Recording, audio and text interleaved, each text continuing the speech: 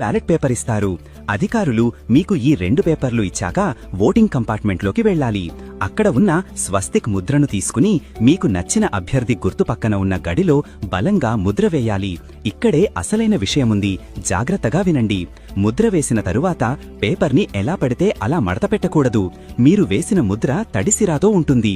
ఒకవేళ మీరు పేపర్ని అడ్డంగా మడతపెడితే ఆ సిరా వెళ్లి వేరే అభ్యర్థి గుర్తు మీద పడే ఛాన్స్ ఉంది. అప్పుడు 2 గుర్తుల మీద సిరా ఉంటుంది కాబట్టి ఆ ఓటుని చెల్లని ఓటుగా పరిగణిస్తారు. మరి ఏం చెయ్యాలి?